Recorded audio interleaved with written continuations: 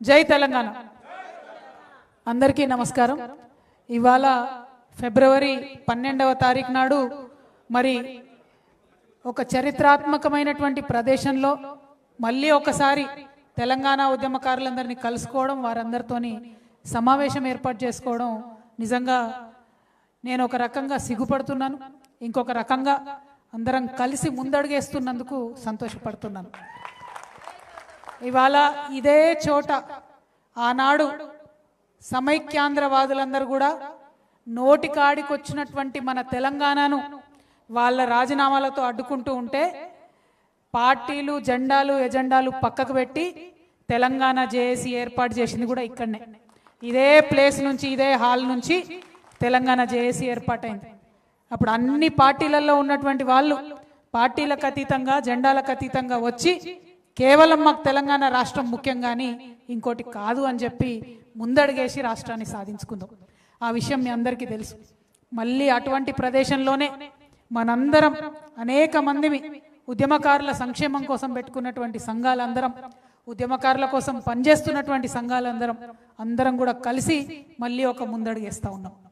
బాధ అవుతుందని ఎందుకన్నా అంటే మనందరం కొట్లాడి రాష్ట్రం సాధించుకున్న తర్వాత రాష్ట్రం రాగానే మొదటి వరుసలోనే మనకు గౌరవం దక్కుతుంది అనుకున్నాం, మొదటి వరుసలోనే మన గుర్తింపు దక్కుతుంది అనుకున్నాం, మొదటి వరుసలోనే అంతో ఇంతో ఎవరికి తగ్గట్టు వారికి రాజకీయ గుర్తింపు దొరుకుతుంది అనుకున్నాం, ఆర్థిక అభివృద్ధి కొంచెం మనం ఒక అడుగు ముందేస్తాం, మన కుటుంబాలు బాగుంటాయి అనుకున్నాం.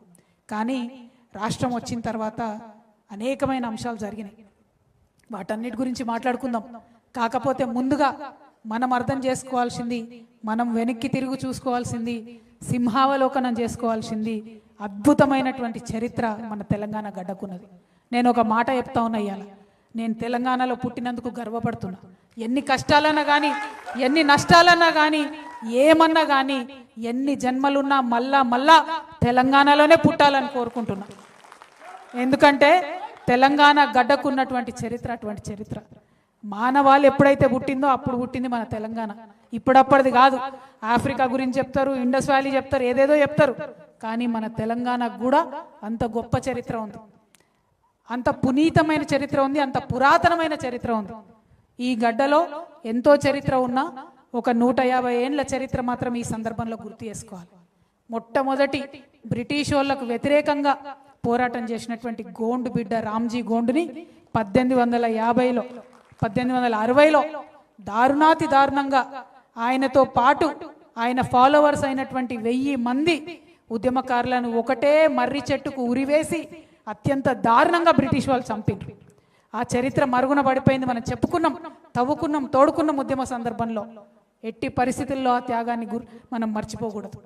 ఆయన స్ఫూర్తితోని మళ్ళా దాదాపుగా 1940లో ఇంకొక గోండు బిడ్డ కొమరం భీం బయలుదేరి జల్ జంగల్ జమీన్ అని చెప్పి హక్కుల సాధన కోసం నిజాం సైన్యానికి ఎదురొడ్డి పోరాడి అమరుడైనటువంటి కొమరం భీం.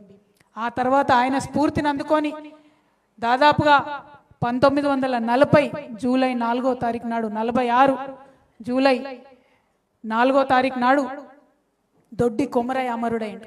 ఆనాటి నిజాం యొక్క గూండాలు, జమీందారులు, దొరలు, వారి యొక్క ప్రైవేట్ సైన్యం యొక్క దురాగతాలకు దొడ్డి కొమరయ్య అమరుడైతే మొత్తం అగ్గి ఉట్టింది తెలంగాణ అంతా. పేద బీద బిక్కి అందరు కూడా బయలుదేరి ఆయుధాలు పట్టుకొని ఇంకా సహించం ఈ దురాగతం, దున్నేవాడిదే భూమి, మా భూమి మాకు కావాలని ఆనాడు 1942లో వాళ్ళందరూ కూడా కొట్లాడితే మనకు స్వతంత్రం వచ్చే కన్నా ముందే, భారతదేశానికి స్వతంత్రం వచ్చే కన్నా ముందే బీద బిక్కికి అందరికి కూడా భూములు వంచుకున్నాం మనం ఇక్కడ తెలంగాణలో. ఆ తర్వాత స్వాతంత్రం వచ్చింది 1947లో, 48లో మనల్ని విలీనం చేసిండ్రు. ఇక స్వతంత్రం వస్తుందనంగా రజాకారుల దురాగతాలు భరించింది ఈ నేల, ఘోరాతి ఘోరమైన దురాగతాలు. బతుకమ్మలు ఆడించిండ్రు, ఆడబిడ్డల్ని బట్టలు ఇప్పించి అనేకమైన దురాగతాలు ఈ నేల సహించింది. ఆ తర్వాత మొత్తం ఇండియన్ సైన్యం వచ్చింది, ఆ సైన్యం దురాగతాలను కూడా భరించడం. ఎందుకు చెప్తా ఉన్నా అంటే ఈ నేల 150 సంవత్సరాల నుంచి నెత్తురు ఒడుస్తూనే ఉన్నది. ఎక్కడ కూడా మనకు శాంతి లేదు, సంతోషం లేదు. ఆ నెత్తురోడుతున్నటువంటి చరిత్రను గుర్తు చేసుకోవాల్సిన సందర్భం ఇది. స్వతంత్రం వచ్చింది, స్వతంత్రం వచ్చిన వెంటనే వచ్చినటువంటి ఆ గవర్నర్ పాలనలో అప్పటిదాకా మనకు ఉర్దూ స్కూళ్ళు, ఇంగ్లీష్ లేదు, తెలుగు లేదు, స్కూళ్ళు మొత్తం మద్రాస్ స్టేట్ నుంచి ఆంధ్ర నుంచి ఇబ్బడి మబ్బడిగా టీచర్లను తీసుకొచ్చారు మనకి ఇంగ్లీష్ చెప్పాలి తెలుగు చెప్పాలని వాళ్ళ లొల్లి భరించలేక 1952లోనే ముల్కీ నాన్ ముల్కీ గో బ్యాక్ అనేటటువంటి పెద్ద ఉద్యమం వచ్చింది అది అయిపోయింది అక్కడ కొట్లాడినాం ఆ తర్వాత 56లో అప్పుడు ఉన్నటువంటి మన రాజకీయ నాయకులందరూ కూడా ఢిల్లీకి గులాములయ్యి మనల్ని తీసుకుపోయి ఆంధ్రలో కలిపినారు తర్వాత 1962లో ఇడ్లీ సాంబార్ గోబ్యాక్ అనేటటువంటి మూమెంట్ వచ్చింది అంటే ఎక్కడ గ్యాప్ లేదు 3 ఏళ్ళు 2 ఏళ్ళు 4 ఏళ్ళకు ఒక ఉద్యమం వస్తూనే ఉన్నది తెలంగాణ ఎన్నడూ మనం ప్రశాంతంగా లేము 62లో ఇడ్లీ సాంబార్ ఉద్యమం వస్తే ఆ తర్వాత 1969లో జై తెలంగాణ మూమెంట్ వచ్చింది ఇక మాతో కాదరా నాయనా వీళ్ళతో ఉండలేము మమ్మల్ని దయచేసి వేడి చేయండి అని చెప్పి కలిపినాక వెంటనే 1969లో ఉద్యమం వస్తే కాసు బ్రహ్మానందరెడ్డి గారు 369 మన పిల్లలను పొట్టన పెట్టుకున్నాడు తుపాకులతోని కాల్చి చంపిండు కానీ తెలంగాణ రాష్ట్రం వచ్చిన తర్వాత కూడా ఇంకా కేబీఆర్ పార్క్ పేరు కేబీఆరే ఉన్నది అదే బాధ వేరే బాధ ఏం లేదు మనని గుర్తించిరా మనకు పదవి వచ్చిందా పైసలు వచ్చిందా రెండోది ఎందుకు బాధపడుతున్నాం ఇవాళ అంటే ఏ అంశాల కోసమైతే కొట్లాడినామో ఏ గౌరవం కోసమైతే కొట్లాడినామో ఏ చేదు గుర్తులైతే ఉండొద్దు అనుకున్నామో అవి ఇంకా మిగిలే ఉన్నాయి అదే పెద్ద బాధ వేరే బాధ ఏం లేదు ఇవాళ మనం 1969 దాటుకున్నాం ఆ తర్వాత దాదాపుగా 20 సంవత్సరాలు నేల నిజంగా ప్రతి ఊర్లో నెత్తురు పూలు ఊసినట్టే నక్సలైట్ ఉద్యమంలో పోయినటువంటి మన బిడ్డలను ఘోరాతి ఘోరంగా రాజ్యం పొట్టన పెట్టుకున్నది అది చూసుకుంటా ఉన్నాం మనం 1970 నుంచి దాదాపు 95 వరకు తెలంగాణ గురించి ఎక్కడ పెద్దగా చర్చ రాలే ఎందుకంటే జై తెలంగాణ అన్నోళ్ళ నల్ల ఎత్తుకపోడు సంపుడు నాకు తెలిసి వరంగల్లో పద్మాక్షమ్మ గుట్ట ఇప్పటి వరకు కూడా నెత్తురోడుతూనే ఉన్నట్టుందని నేను అనుకుంటా ఉన్నా మరి అటువంటి సందర్భంలో 1995లో అనేక మంది విప్లవ వీరులు ప్రజా సంఘాలు జనశక్తి ఆధ్వర్యంలో బయటకు వచ్చి వరంగల్ డిక్లరేషన్ చేసిండ్రు అప్పుడు పుట్టింది మళ్ళీ ఒకసారి అగ్గి వరంగల్ డిక్లరేషన్ చేసి గద్దరన్న నాకు తెలిసి మొదటిసారి బయటకు వచ్చి జనంలోకి వచ్చి ప్రజానాట్య మండలి నుంచి మా తెలంగాణ మాకు కావాల్సిందే అని నినదించిండు అంటే అన్ని సంవత్సరాలు 1956లో మనల్ని కలిపిన తర్వాత కూడా అన్ని సంవత్సరాలు మన దగ్గర ఉండేటటువంటి విప్లవకారులు ప్రజా సంఘాలు మేధావులు అందరూ కూడా నిప్పును కాపాడుకుంటూ తెలంగాణ భావాన్ని కాపాడుకుంటూ వచ్చారు ఆ తర్వాత కలిసొచ్చే కాలానికి నడిసొచ్చే కొడుకు ఉడతాడు అన్నట్టు 2001లో కేసీఆర్ గారు పార్టీ పెట్టి ఆ యొక్క నిప్పు ఏదైతే ఉందో దాన్ని ఆయన అగ్గి రాజేసిండు దాన్ని మొత్తం మన తెలంగాణ సమాజం అంతా కూడా ఆయన చుట్టూ నిలబడి కొట్లాడి కలబడి 2014లో తెలంగాణ తెచ్చుకున్నాం ఆ విషయం మనందరికీ తెలిసింది తెలంగాణ తెచ్చుకున్నాక ఏదైతే మనం ఆలోచన చేసినామో ఏదైతే గౌరవం ఉద్యమకారులకు దక్కుతుంది అనుకున్నామో కొంతమందికి అక్కడక్కడ పదవులు వచ్చినాయి కొంతమందికి ఎమ్మెల్యే సీట్లు వచ్చినాయి కొంతమంది జెడ్పీటీసీ లైన్రు కొంతమంది ఎంపీపీ లైన్రు కొంతమంది చైర్మన్ లైన్రు కొంతమంది మంత్రులు లైన్రు మన బాధ ఏంటంటే నిన్నటిదాకా నా పక్కన భుజం తట్టి పనిచేసి నడిచినటువంటి నాయకుడు ఎమ్మెల్యే అయితే ఏం సోదరా అని దగ్గరికి తీసుకుంటాడు అనుకుంటే నువ్వెవడరా అన్నట్టు చూడడమే మన బాధ ఇది నా బాధ కాదు ఖమ్మం నుండి వచ్చినటువంటి మిత్రులు మాట్లాడుకుంటే చెప్పిండ్రు నిన్న మొన్నటి కాడ మన కాడ ఉన్నోడే ఎమ్మెల్యే అయితే మనకేదో జరిగిపోతుంది అనుకుంటే వాడు మనని పురుగును చూసినట్టు చూస్తే ఆ బాధ అవమానం ఎంత దారుణంగా ఉంటుందో మీ అందరికి కూడా తెలుసు పదే చెప్పిరు మనోళ్ళు అదొక రకమైతే అప్పుడు కూడా సర్లే మనోడే కదా మారుతాడు కదా అది ఇది అనుకున్నాం కానీ ఎవరైతే తెలంగాణ ఉద్యమాన్ని వ్యతిరేకించిరో ఎవరైతే సమైక్యాంధ్రవాదాన్ని సపోర్ట్ చేసిరో వాళ్ళందరూ కూడా టీఆర్ఎస్ పార్టీలోకి రావడం ఎవ్వరం కూడా తట్టుకోలేకపోయినాం వాళ్ళు వచ్చి మనం ఎవరి ఇండ్ల మీదకైతే పోయినామో ఎవరైతే పోలీసులను పెట్టి మనల్ని కొట్టించిండ్రో మన ఈపుల మీద లాఠీలు ఇరిచిండ్రో వాళ్ళందరూ వచ్చి మన కేసీఆర్ పక్కన కూర్చుంటారు ఏందని బాధ తప్పితే ఇంకో బాధ లేదు ఉద్యమకారులకు ఇవాళ ఇక్కడ ఉన్న ప్రతి ఒక్కరు అదే అన్నారు ఎవ్వరం సార్ని తిట్టాలనుకుంటలేం కేసీఆర్ గారిని తిట్టాలనుకుంటలేం ఎందుకు బాధపడుతున్నామంటే 10 ఏళ్ళు రాజ్యం ఇస్తే టీఆర్ఎస్ పార్టీ ఎందుకు న్యాయం చేయలేదన్నది మాత్రం ఖచ్చితంగా అడిగి తీరాల్సినటువంటి ప్రశ్ననే కేశవరావు జాదవ్ గారు చనిపోతే ఎందుకు ఆయనకు అధికార లాంఛనాలతోని అంత్యక్రియలు జరగలేదని అడగాల్సినది అందులో ఎటువంటి అనుమానం లేదు ఎవరికి జరిగినాయి అధికార లాంఛనాలతో అంత్యక్రియలు ఆ పేర్లు నేను చెప్పదలుచుకోలే చాలా మందికి జరిగినాయి మన ప్రాంతం వాళ్ళకి కాని వాళ్ళకు కూడా అధికార లాంఛనాలతో అంత్యక్రియలు జరిగినాయి తప్పితే ఉద్యమకారులకు జరగలేదనేటటువంటి బాధ జయశంకర్ సార్ బొమ్మ పెట్టాలని నేనే ఎవరో కాదు, జయశంకర్ సార్ బొమ్మ మనకు కేబీఆర్ పార్క్ దగ్గర పెట్టాలని నేనే స్వయంగా ఆనాటి మున్సిపల్ శాఖ మంత్రి గారిని పదే పదే పదే అడిగిన. సుప్రీంకోర్టు తీర్పు అడ్డం వచ్చింది జయశంకర్ సార్ బొమ్మ పెట్టాలంటే. పోనీ ట్యాంక్ బండ్ మీద పెడదామని అడిగిన, పెట్టుకోలేకపోయినాం. వేరే వాళ్ళవి ఉన్నాయి ఆడ తీస్తామని ఉద్యమంలో అనుకున్నాం, తీయకపోతే. కానీ కనీసం మన వాళ్ళే పెట్టుకోలేకపోతే అనే బాధ మాత్రం ఇప్పటికి కూడా వెంటాడుతూ ఉన్నది. ఇక ఇప్పుడు ఈయన వచ్చిన ఆయన అయితే ఎవరు బొమ్మలు పెడుతుండో, ఎందుకు పెడుతుండో, మన హైదరాబాద్ కూడళ్ళలో ఏం బొమ్మలు పెడుతుండో అర్థం కూడా కానటువంటి పరిస్థితి ఉన్నది. మన బాధ ఏంటంటే ఉద్యమంతో సంబంధం లేనోడికి ఆడి పక్కన చేరి మనం ఉద్యమం గెలిపించుకున్నామని చెప్తున్నారు చాలామంది. ఇక్కడ ఉద్యమకారులందరూ కూడా కోపంతోని, ఆవేదనతోని అసలు ఉద్యమానికి వ్యతిరేకంగా గన్ను పట్టుకొని తిరిగినటువంటి రేవంత్ రెడ్డిని గెలిపించుకున్నామంటే ఎంత దౌర్భాగ్యం ఇది, మామూలు దౌర్భాగ్యం కాదు. ఇక ఆయనకి ఏం సోయి ఉంటుంది ఉద్యమానికి సంబంధించి, తెలంగాణకు సంబంధించి ఏం సోయి ఉంటుంది, ఏం ఎక్స్పెక్ట్ చేస్తాం ఆయన దగ్గర? రవీంద్ర భారతిలా గద్దర్ అన్న విగ్రహం ఉండాలి. ఎవరి విగ్రహం ఉన్నది ఇవాళ? రవీంద్ర భారతిలా బిరుదరాజు రామరాజు గారి విగ్రహం ఉండాలి. ఎవరిది ఉన్నది ఇవాళ? రవీంద్ర భారతిలా సుద్దాల హనుమంతు విగ్రహం ఉండాలి. ఎవరి విగ్రహం ఉన్నది ఇవాళ? మరి ఇటువంటి సందర్భాన్ని బాధపడి ఏం లాభం? మన చేతుల్లో ఉన్నప్పుడు పొడగొట్టుకుంటుంది, మనం సోయితో చేసుకోలేకపోతే ఇప్పుడు బాధపడి ఏం లాభం? పోరాటం తప్పితే ఇప్పుడు మనకు వేరే శరణ్యమే లేదు. ఎందుకంటే కాంగ్రెస్ పార్టీకి ఎప్పుడైనా ఒకటే భాష అర్థమవుతుంది, పోరాడితేనే అర్థమవుతుంది. 69 నుంచి పోరాడినాం కాబట్టే తెలంగాణ వచ్చింది. ఇప్పుడు పోరాడితేనే ఖచ్చితంగా రేపటి నాడు మన ఉద్యమకారులకు న్యాయం జరుగుతుంది. ఇవాళ నిజంగా బాధ అనిపిస్తుంది నాకు. మనం ఎవరం, అందరం మనం టైగర్స్, మనం సింహాలం. నాకు కొట్లాడినాం, మనం కొంచెం బాధపడ్డాం కరెక్టే. మనోళ్ళే గాయం చేసిరు కాబట్టి నొప్పి ఎక్కువైతుంది, అంతే తప్పితే గాయాలకు భయపడేటోళ్ళం కాదు. మనం కొట్లాడాలి, మళ్ళీ పిడికిలు బిగించాలి. ఎవరి కోసం కొట్లాడాలి? తల్లిని విముక్తం చేసినాం కదా, తల్లిని విముక్తం చేసినాం, కానీ మనం బానిసలైనాం. ఇవాళ మన బానిస సంఖ్యలు తెంచుకోవడం కోసం మనం ముందటికి పోవాలి, మన బతుకు తెరువు కోసం మనం ముందటికి పోవాలి, మన పిల్లల దగ్గర, మన కుటుంబం దగ్గర మన గౌరవం నిలబెట్టుకోవడం కోసం ఖచ్చితంగా ముందుకు పోవాలి, ముందడుగేయాలి, వేద్దాం. నేను ఆనాడు చెప్పినా మళ్ళీ ఈనాడు చెప్తున్నా, ఉద్యమకారులు బాగా కష్టపడున్నారు, ఇబ్బంది పడున్నారు. మళ్ళా ఒకసారి మీ మీద లాఠీ పడితే దానికి ముందు నా మీద పడేటట్టు మీ ముంగట నేను నడుస్తాను ఆనాడు చెప్పిన, మళ్ళీ కూడా చెప్తా ఉన్నా. మీ మీదికి ఎక్కువ పెడితే ఆ బుల్లెట్ మొదట నన్ను దాటుకొనే మీ దగ్గరకు వస్తుందనే విషయాన్ని కూడా నేను మళ్ళీ చెప్తా ఉన్నా. నేను ఉట్టుగా చెప్తలేను, చాలా బాధతో ఆవేదనతో చెప్తున్నా. మా అన్నదమ్ములు, అక్క చెల్లెలు అలా మాట్లాడిన వాళ్ళందరికీ చెప్తున్నా నేను. మీరు బయట ఉండి బాధపడ్డారు, నేను లోపల ఉండి బాధపడ్డా. అంతకు మించి కొత్తగా జరిగింది ఏం లేదు. నేను జీ హుజూర్ అంటే గానే ఉంటుండి, క్యా హుజూర్ అన్న కాబట్టి గీడున్నాయి అలా బయట. కాబట్టి మీరు ఆలోచన చేసుకోండి, అర్థం చేసుకోండి. పెద్దగా విప్పి చెప్పాల్సిన అవసరం లేదు, ఇంటి గుట్టు బయట పెట్టుకోవాల్సిన అవసరం లేదు. ఉద్యమంలో కలిసి పనిచేసినాం, ఉద్యమం కోసం పనిచేసినాం, రేపు కూడా రాష్ట్రం కోసమే పనిచేయాలి. మనం తెచ్చుకున్న రాష్ట్రం, మనం తెచ్చుకున్నటువంటి ఈ రాష్ట్రం మన యువమిత్రులకు పనికొచ్చేటట్టు ఉండాలి. ఏం జరుగుతుంది అలా? రేవంత్ రెడ్డి గారు వచ్చినప్పుడు ఏమన్నాడు ఆయన ఏమన్నాడు? మొత్తానికి మొత్తం నిరుద్యోగులకు అన్యాయం జరిగిందన్నాడు. ఇవాళ ఏం చక్కదనం జరుగుతుంది? మరి 2 సార్ల పరీక్ష పెడితే ఇవాళ కూడా గదే పరిస్థితి కదా. ఇవాళ కూడా నిరుద్యోగులు పోయి కోర్టు చుట్టూ తిరుగుతున్నటువంటి పరిస్థితి కదా. మరి ఆనాడు న్యాయం జరగలేదు, ఈనాడు న్యాయం జరగలేదు. చేసింది ఏందిరా నాయన అంటే తెలంగాణ తల్లి చేతులకి వెళ్ళి బతుకమ్మని తీసేసిండు, రంగు మార్చిండు, సెక్రటేరియట్లో పెట్టిండు.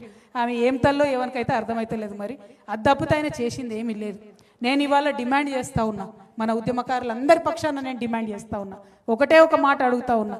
ఏదైతే తెలంగాణ ఉద్యమకారులకు చేస్తారని మీరు చెప్పినరో ప్రతి ఒక్కటి చేయాల్సిందే.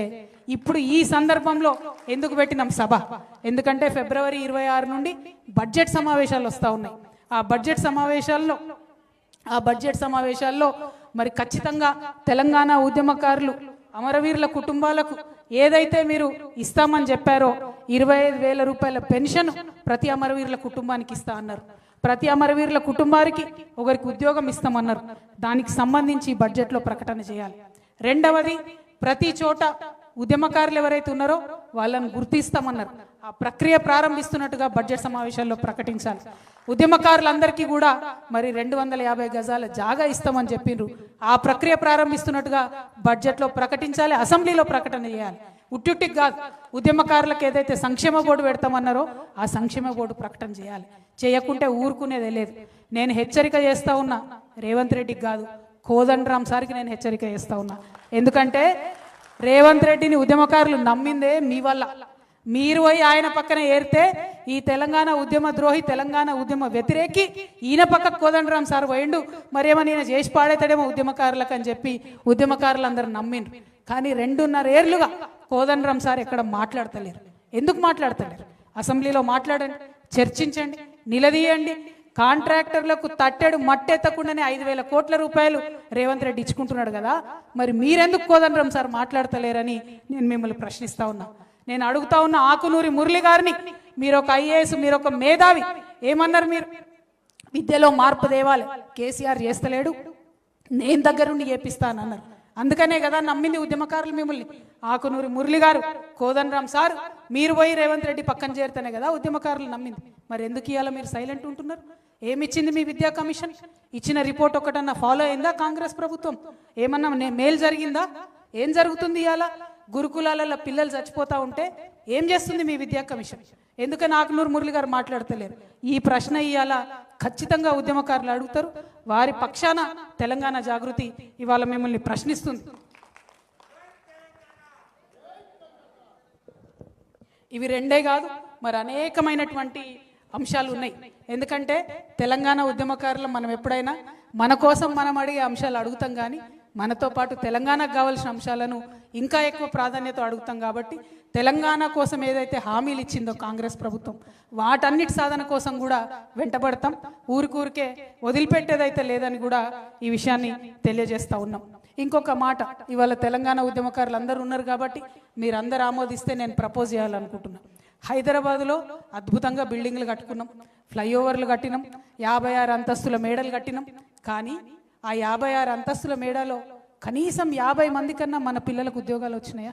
వచ్చే ప్రైవేట్ కంపెనీలలో ఎక్కడన్నా తెలంగాణోడు కనబడుతున్నాడా? ఎక్కడనో నార్త్ ఇండియా నుంచో ఎక్కడి నుండో వచ్చి 1,50,000 ఉద్యోగాలు, 2 లక్షల ఉద్యోగాలు వాళ్ళే వేసుకుంటున్నారు.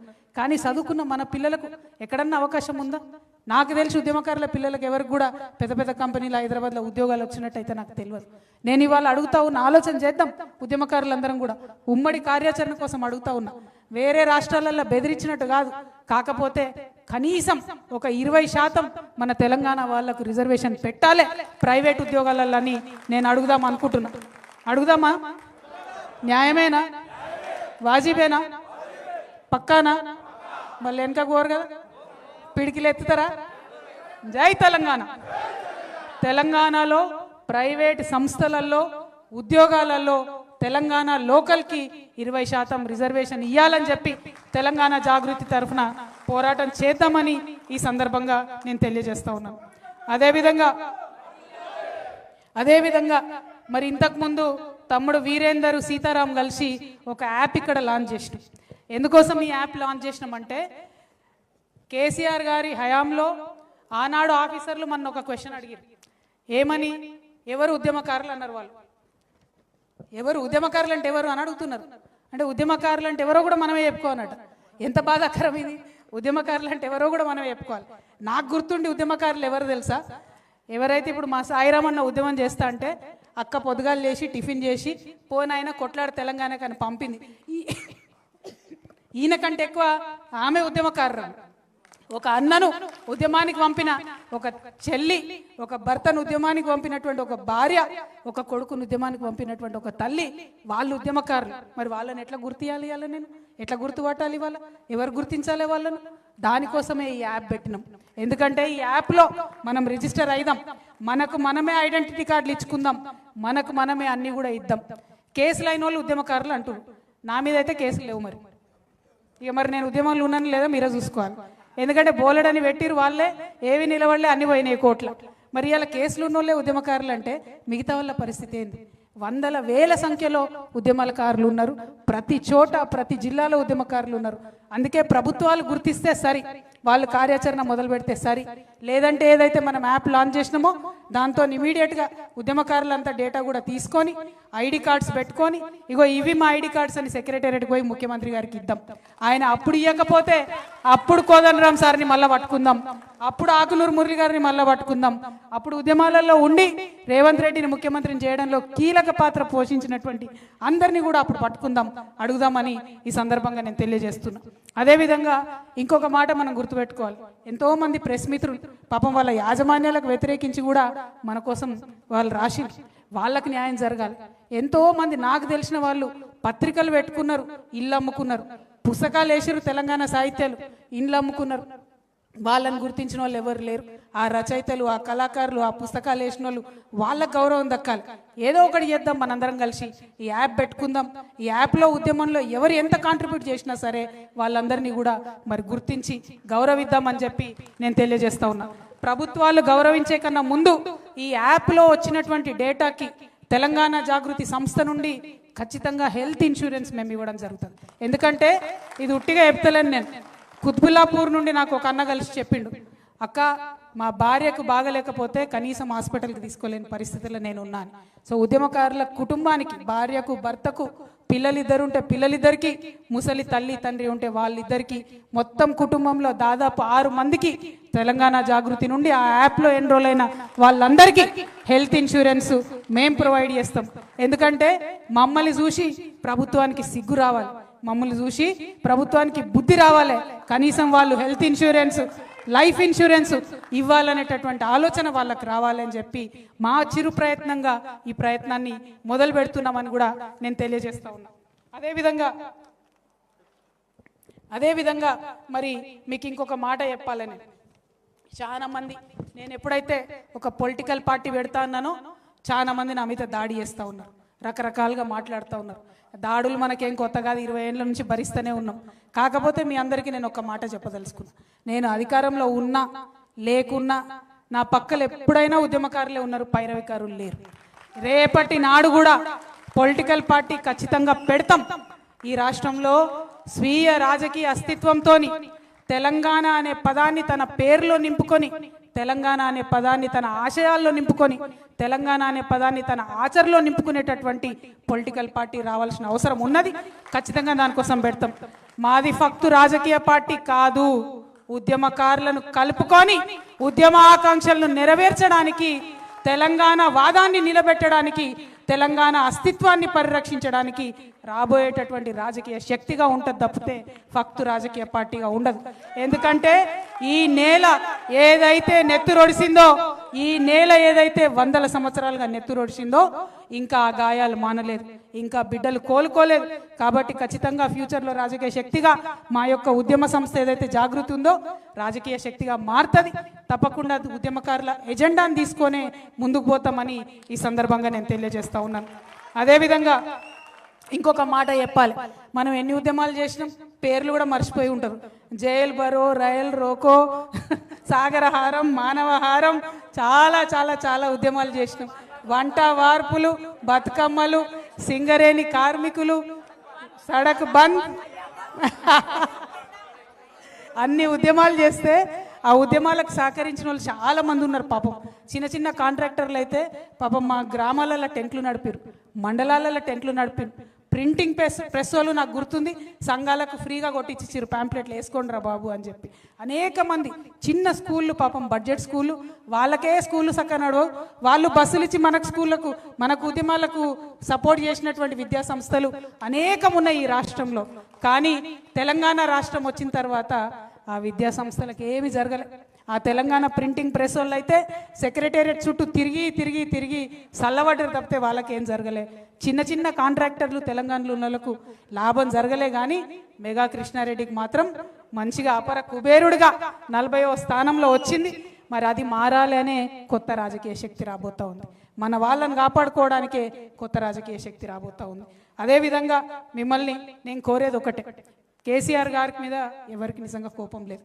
ఆయన ఉద్యమంలో కష్టపడ్డాడు, పనిచేసి మొదటిసారి అధికారం ఇచ్చిర్రు ప్రజలు, ఎవరిని కాదని ఇచ్చిండ్రు. ఆనాడు కొట్లాడినాం మనందరం, మనకు ఒక రాజకీయ పార్టీ ఉండాలని 63 మందితో అధికారం ఇచ్చినాం. ఇచ్చిన తెల్లారు ఏమైంది, అన్ని పార్టీలు ఇళ్ళకే విలీనమైంది. నువ్వు ఎవరిని కోటేసినా ఇళ్ళకే వస్తారు అనేటటువంటి పరిస్థితి వచ్చింది. అన్నిటికన్నా ఎక్కువ ప్రజాస్వామ్య విలువలు అనేటటువంటి కాలరాయబడ్డాయి. ధర్నా చౌక్ ఎత్తేసిండ్రు, అసహనం ఎక్కువైపోయింది. ఎవరన్నా ఫేస్బుక్లో ఒక చిన్న కమెంట్ పెడితే ఎత్తుకొచ్చి పోరగాళ్ళని అరెస్ట్ చేసి కొట్టుడు పెట్టిరు. ఎవరన్నా యూట్యూబ్లో ఒక చిన్న మాట మాట్లాడితే ఎత్తుకొచ్చి పోరగాళ్ళని అరెస్ట్ చేసి పెట్టిరు. అది నచ్చలేదు తెలంగాణ ప్రజలకు. అందుకే అధికారానికి దూరమైన తప్పితే ఇంకొక మాట కాదు. అహంకారం అనేటటువంటిది ఆ యొక్క సహనశీలత లేకపోవడం అనేటటువంటిది కరెక్ట్ కాదు. తెలంగాణ వాళ్ళకు ఉండే గుణమే అది. మనకుండే గుణమే మంచితనం, మనకుండే గుణమే కలుపుగోలుతనం, మనకుండే గుణమే బోలాతనం. దాన్ని కోల్పోతే తెలంగాణ ఆత్మ కోల్పోయినట్టే.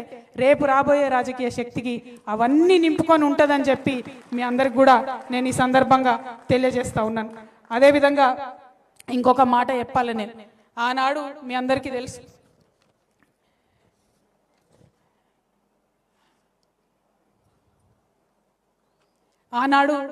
తెలుసు, నేను చెప్పుకుంటూ వచ్చిన చరిత్ర, ఎంతోమంది వారసత్వంగా కాపాడుకుంటూ వచ్చినటువంటి తెలంగాణ భావన అనేటటువంటి మెట్లెక్కి ఆనాడు కేసీఆర్ గారు అధికారంలోకి వచ్చారు. ఇలా రేవంత్ రెడ్డి గారు ఏం చేశారు? విద్యార్థులకు మాట ఇచ్చి, యువతకు మాట ఇచ్చి, మహిళలకు మాట ఇచ్చి, ముసలి వాళ్ళకు మాట ఇచ్చి, అందరి యొక్క ఆకాంక్షల మీద మెట్లు ఎక్కుంటూ ఈయన వచ్చిండు. రేవంత్ రెడ్డి గారికి మేము హెచ్చరిక చేస్తూ ఉన్నాం, ఉద్యమకారులు అందరి దగ్గర నుంచి. ఆ పెద్ద మనిషి ఆ ఆకాంక్షలు పట్టించుకోలేదు కాబట్టి అధికారం కోల్పోయిండు. మీరు కూడా ఈ ఆకాంక్షలను పట్టించుకోకపోతే బంగ్లా బయటికి గుంజుతారు. రెడ్డి గారు మిమ్మల్ని ఏం వదిలిపెట్టారు తెలంగాణ ప్రజలు. కాబట్టి గుర్తు పెట్టుకోండి, ఒళ్ళు దగ్గర పెట్టుకోండి, ఉద్యమకారులకు ఇచ్చినటువంటి ఆకాంక్షల్ని నెరవేర్చండి. మరి ఇక్కడ ఉద్యమకారుల సంఘాలు అనేకం వచ్చినాయి, అమరవీరుల సంఘాలు అనేకం వచ్చినాయి. మా నాగులు వాళ్ళ భార్య స్వరూప వచ్చింది. ఆ నాగులు అనేటటువంటి తమ్ముడు అసెంబ్లీ ముంగట ఉద్యమకారులను కేసీఆర్ గారు పట్టించుకుంటలేరని నిండు అసెంబ్లీలో తెలంగాణ వచ్చినాక అసెంబ్లీ ముంగట ఒళ్ళు కాల్చుకొని చచ్చిపోయినటువంటి నాగులు ఉన్నాడు. మరి ఆయనకి ఏం జవాబు చెప్తాం? ఇవాళ తెలంగాణ ప్రజలు ఆలోచన చేయాలి. అదేవిధంగా మా పూలమ్మ ఉన్నది, వాళ్ళ కొడుకు ఆనాడు అమరుడు అయిపోయినాడు. మరి ఆ పూలమ్మకి ఏం సమాధానం చెప్తామో ఆలోచన చేసుకోవాలి. సిద్ధారెడ్డి సార్ ఉన్నాడు, వేణుగోపాల్ రెడ్డి గారి ఫాదర్, ఆయన కూడా మాట్లాడుతున్నాడు. కేసీఆర్ఏ స్వయంగా అసెంబ్లీలో 1100 మంది పిల్లలు చచ్చిపోయినంటిరి, 540 మందికి కూడా మీరు అమరుల కుటుంబాలను ఆదుకోకపోతే ఏం చేస్తారని చెప్పి వాళ్ళు ప్రశ్న అడుగుతూ ఉన్నారు. అట్లానే ఒకరు కాదు, రెండు కాదు, అనేక మంది. స్వాతి ఉన్నది, ఎవరమ్మా? జై శ్రీనివాస్ గారి భార్య. థ్యాంక్ యూ స్వాతి అమ్మ. అట్లానే అనేక మంది వచ్చిండ్రు. సాయిరామ్ అన్న వచ్చిండు, తెలంగాణ అమరవీరుల ఆశయ సాధన సమితి. అంజిరెడ్డి గారు వచ్చిరు, మలిదశ ఉద్యమకారుల సంక్షేమ సంఘం. బత్తుల సోమయ్య గారు వచ్చిరు, తెలంగాణ ఉద్యమకారుల ఐక్య వేదిక. కుమారస్వామి గారు వచ్చిరు, కరీంనగర్ ఉద్యమకారుల వేదిక. రవీందర్ రెడ్డి గారు వచ్చిరు, తెలంగాణ ఉద్యమకారుల ఫోరం. బోగే పద్మ గారు వచ్చిరు, ఉద్యమకారుల జేఏసీ. కుసుమ సిద్ధారెడ్డి గారు వచ్చిరు, తెలంగాణ అమరవీరుల కుటుంబాల వేదిక. తెలంగాణ జానకిరెడ్డి గారు వచ్చిరు, టీయూ జేఏసీ.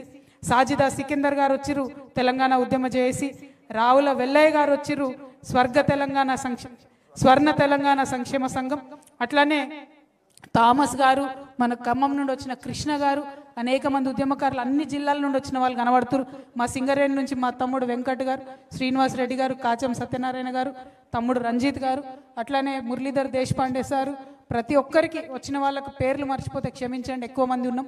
కానీ కలిసినటువంటి సందర్భం, కలుసుకుంటున్నటువంటి సందర్భం ఖచ్చితంగా చరిత్రలో నిలబడిపోయేటటువంటి సందర్భం. ఉద్యమకారుల కోసం మరొక ఉద్యమం చేస్తూ బయలుదేరేటటువంటి సందర్భం. కాబట్టి మిమ్మల్ని నేను కోరేది ఒకటే, కించిత్ బాధతో మాట్లాడినా, మన వాళ్ళ మీదనే కొట్లాడాల్సి వచ్చిన ఈ టైంలో ఖచ్చితంగా మనం గుర్తు తెచ్చుకోవాల్సింది ఒక్కడనే. భగవంతుడు శ్రీకృష్ణుడు ఆనాడు చెప్పిండు, ధర్మం ఎటు ఉంటే నువ్వు అటుండు, ఆ పక్కన ఉన్నోడు నీవోడా నీ ఇంటోడా సుటమోడా అన్నది కాదు, ఎటు ధర్మం ఉంటే అటుండు అన్నారు. ఇవాళ ధర్మం ఉద్యమకారుల పక్షాన ఉన్నది, ఇవాళ ధర్మం అమరవీరుల కుటుంబాన పక్షాల ఉన్నది. కాబట్టి వారి పక్షాన నిలబడి ఖచ్చితంగా పిడికిలెత్తి పోరాటం చేస్తామని తెలియజేస్తూ మీ అందరి దగ్గర కూడా సెలవు తీసుకుంటా ఉన్నాను. Thank you. జై తెలంగాణ, జై తెలంగాణ, జై తెలంగాణ.